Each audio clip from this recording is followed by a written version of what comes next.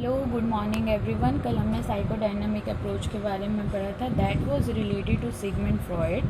अब जो next approach है दैट इज़ बिहेवियरिज्म या बिहेवियरिस्टिक अप्रोच भी इसको बोल सकते हैं। It was given by Watson के साथ साथ पैवलोव, स्मिथ और थॉर्नडाइक। आपको याद हो तो पैवलोव ने क्लासिकल कंडीशनिंग के बारे में बात की थी एंड थॉर्नडाइक ने ट्रायल एंड एरर थ्योरी के बारे में बात की थी।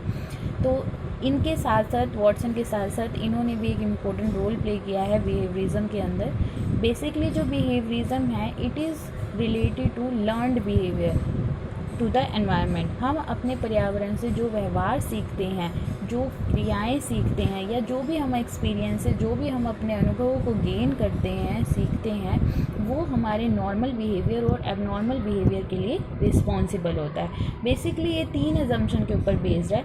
सबसे पहले आता है एनवायरमेंटलिज्म या फिर आप इसको पर्यावरणवादी भी बोल सकते हैं। इसके अंदर इन्होंने जो फोकस है वो इस चीज़ के ऊपर किया है कि एक चाहे वो व्यक्ति हो, चाहे वो एनिमल हो, इंडिविजुअल हो या फिर एनिमल हो, ये जो दोनों के दोनों हैं इनको डिटरमाइन कौन करता है, निर्धारित कौन करता है, उनका एनवायरनमेंट करता है। ठीक है, हम लोग अपने एनवायरनमेंट में जो एसोसिएशन बनाते हैं, जो हम अपने एक्सपीरियंसेस को गेन करते हैं, वही हमारे फ्यूचर में काम आते हैं। उसी से हम फ्यूचर को सीखते हैं कि हमने किस तरह का बिहेवियर करना है। फॉर एग्ज़ाम्पल, अगर आपको कोई एक्सेप्टेड सोसाइटी के द्वारा कोई आप ऐसा बिहेव करते हो जिसके लिए आपको पुरस्कार दिया जाता है, जिसके लिए आपको रिवॉर्ड दिया जाता है, तो आपकी कोशिश यही रहती है कि आप इन फ्यूचर भी वही काम करोगे। तो इन्होंने बेसिकली यहाँ पर ये बताया कि ये हमारा एनवायरनमेंट डिपेंड करेगा, हमारा एनवायरनमेंट डिटरमाइन करता है कि हमारा जो फ्यूचर में बिहेवियर है वो कैसा होगा। नेक्स्ट आता है एक्सपेरिमेंटलिज्म। अब एक्सपेरिमेंट मेथड आपको याद हो तो हमने ये किया था, इसको प्रयोगात्मक विधि हमने बोला था। यहाँ पे हम इसको बोलेंगे प्रयोगवाद। ये प्रयोगवाद क्या कहता है? प्रयोगवाद कहता है कि हम ये पता लगा सकते हैं, हम ये प्रयोग कर सकते हैं कि कैसे एक व्यक्ति का अगर परिस्थिति को चेंज कर दिया जाए, बिहेवियर प्रभावित होता है उसका। यहाँ पर हम ये पता लगाने की भी कोशिश करते हैं आखिर पर्यावरण का वो कौन सा पहलू है, पर्यावरण की, वो एनवायरनमेंट की वो कौन सा चेंज है जिसकी वजह से उसका जो बिहेवियर है वो इस सिचुएशन में पहुंच गया है, एबनॉर्मलिटी की साइड जा रहा है। नेक्स्ट जो आता है ऑप्टिमिज्म, आशावादी दृष्टिकोण। इसके अंदर हम क्या करते हैं कि इस चीज़ को समझने की कोशिश कीजिएगा। ऑप्टिमिज्म में हम क्या करते हैं, मान लीजिए अब हमें पता चल गया कि उस व्यक्ति का एनवायरनमेंट प्रॉब्लम ये है कि हमने किसी बच्चे का मान लो स्कूल चेंज करवाया है और वो वहाँ पे अडॉप्ट नहीं कर पा रहा, एडजस्टमेंट नहीं कर पा रहा। अब हमें रीज़न पता चल गया कि वहाँ पर उसको स्कूल एडजस्टमेंट में प्रॉब्लम आ रही है, इसीलिए उसका जो बिहेवियर है वो एबनॉर्मल हो गया। ऑप्टिमिज्म के अंदर अब हम क्या करेंगे, उस एनवायरनमेंट को चेंज कर देंगे। वो जिस स्कूल में पढ़ना चाहता है, हम उस पर्यावरण को चेंज करके एक्सपेरिमेंट करेंगे, क्या अब उसका बिहेवियर नॉर्मल हो पाया है।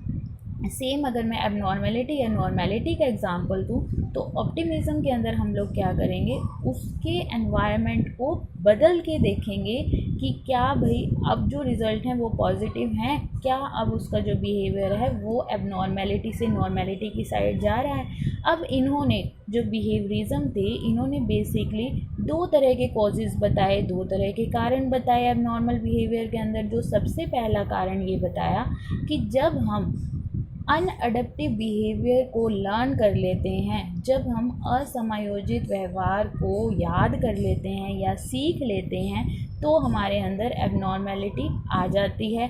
सेकंड पॉइंट में इन्होंने बताया कि जब हम समायोजित व्यवहार को नहीं सीख पाते हैं तो हम एबनॉर्मल व्यवहार करते हैं। मान लीजिए अब मैं नए स्कूल में जाती हूँ, वहाँ पर मैं अगर खुद को एडजस्ट नहीं कर पा रही तो मैं एबनॉर्मल बिहेव करूँगी। और मान लीजिए कि अगर मैंने वहाँ पर जाकर असमायोजित व्यवहार कर दिया है, तब भी मैं एबनॉर्मल बिहेव कर रही हूँ। अब इन्होंने यहाँ पे बताया कि जो ये लर्निंग विद 2 मेथड्स, हम 2 मेथड्स के द्वारा नॉर्मल बिहेव को सीख सकते हैं, 2 विधियों के द्वारा सीख सकते हैं। तो सबसे पहली जो विधि है that is classical conditioning. Classical conditioning method भी आप यहाँ पर लिख सकते हैं। मेथड जो है पैवलोव ने दिया था आपको। मैं इस थ्योरी के बारे में चलिए एक बार डिटेल में थोड़ा सा बताने की कोशिश करती हूँ। देखो, अगर आप लोगों को थोड़ा सा याद हो,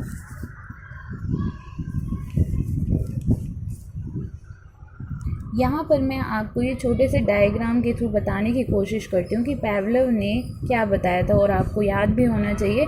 पैवलोव ने कंडीशनिंग का कंसेप्ट दिया। कंडीशन का मतलब होता है अनुबंधन। जब स्टिमुलस और रिस्पॉन्स, आप जब किसी भी चीज़ को देखकर, स्टिमुलस क्या होता है, जिस चीज़ को आप अपने एनवायरनमेंट में परसीव कर रहे हैं,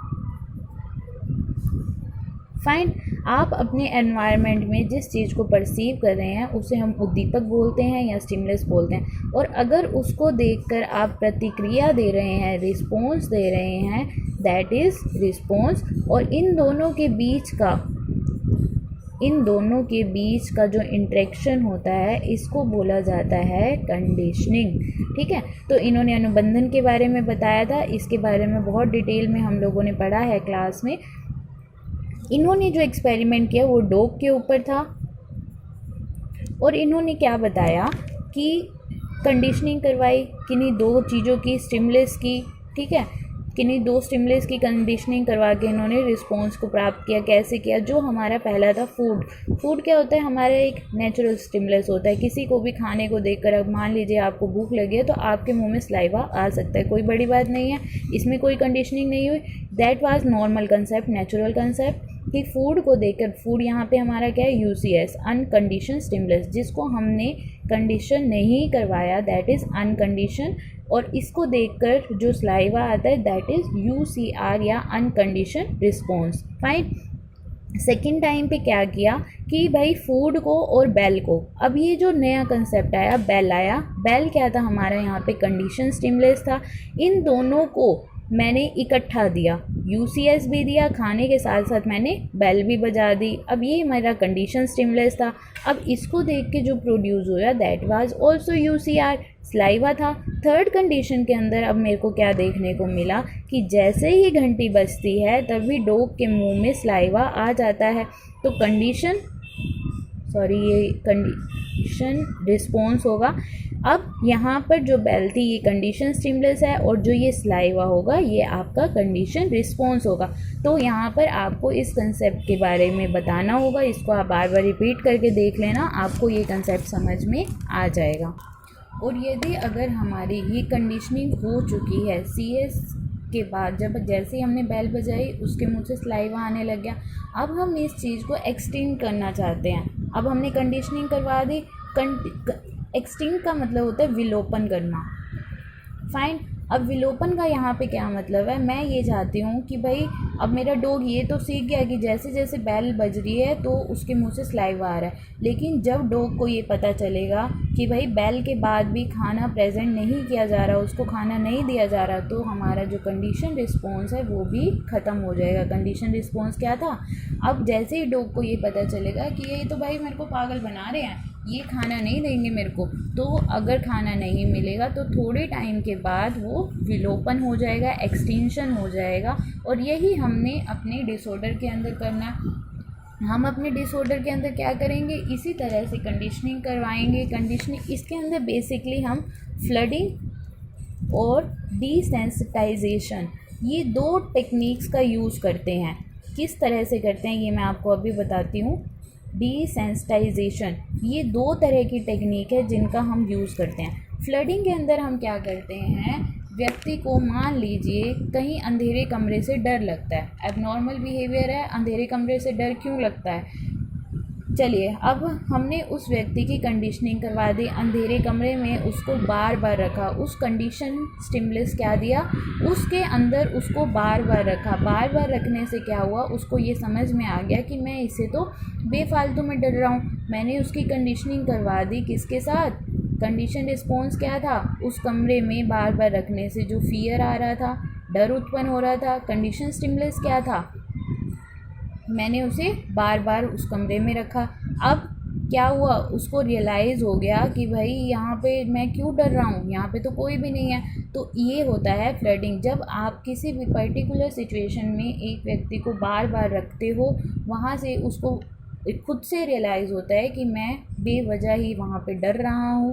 यहाँ पे एग्ज़ाइटी कोई इम्पोर्टेंट रोल नहीं होना चाहिए, ठीक है। तो इस तरह से हम इस टेक्निक का यूज़ करके किसी भी व्यक्ति को, एग्ज़ाइटी डिसऑर्डर के अंदर इसका यूज़ होता है, डिप्रेशन के अंदर इसका यूज़ होता है, और इसके अलावा इमोशनल डिसऑर्डर में भी हम इसका प्रयोग कर सकते हैं। सेकंड होती है डिसेंसिटाइजेशन सिस्टमाइजेशन। इसके अंदर हम क्या करते हैं, एक व्यक्ति को बिल्कुल रिलैक्स होकर बिठा देते हैं, ठीक है, लिटा देते हैं और उसके बॉडी को बिल्कुल रिलैक्स मोड में ले जाते हैं और हम उसको उस सिचुएशन से बार बार फेस करवाते हैं। हम उसको ये बताते हैं, या एक डीप उसको, ये थेरेपिस्ट के द्वारा स्पेशलिस्ट दी जाती है और उसको रिलैक्स रिलैक्स, ये मेडिटेशन की तरह, लाइक मेडिटेशन कि मान लीजिए कोई व्यक्ति है वो ट्रैफिक में जा रहा है, और दिल्ली में जैसे ट्रैफिक बहुत होता है, मैं वहीं का एग्ज़ाम्पल ले लेती हूँ, वहाँ पे ट्रैफिक बहुत होता है, और जब वो वहाँ जाता है तो वो कहता है कि जी मैं तो बहुत फ्रस्ट्रेटेड हो जाता हूँ, मेरे को ना गाड़ी में बैठे बैठे कुछ होने लग जाता है, मन करता है गाड़ी में से निकल के सबको तोड़ फोड़ दूँ। तो भाई उसके लिए हम उसको ये टेक्निक सिखाते हैं, स्पेशली इन सिचुएशंस में हम इसका यूज़ करते हैं। वहाँ पे हम डीप ब्रीथ लेना सिखाते हैं कि आपने अपने आप को कुछ ना कुछ ऐसा, जैसे आपने कभी ये योगाज वगैरह में पढ़ा भी होगा कि ओम का उच्चारण करना, या इस तरह से कोई थेरेपी, कुछ ना कुछ एक ऐसा वोकल या वर्बल इंस्ट्रक्शंस खुद को देना जिससे उसको रिलैक्स फील हो, ठीक है। तो ये हमारी टेक्निक्स थी किसके द्वारा हम क्लासिकल कंडीशनिंग का यूज़ करके इन दोनों techniques, that is related to flirting and desensitisation is related to CS and CR। तो आपने यहाँ पे इन चीज़ों के बारे में बताकर इसको एक्सप्लेन करना है कि किस तरह से हम इसको यूज़ में लेकर आते हैं बिहेवियर टेक्निक में, बिहेवियरिज्म के अंदर। तो आज की क्लास में मैंने क्लासिकल कंडीशनिंग को पूरा किया है। इसी तरह से ये जो मॉडल है ये इंस्ट्रूमेंटल कंडीशनिंग को भी बताता है, कल की क्लास में हम इसको डिस्कस करेंगे।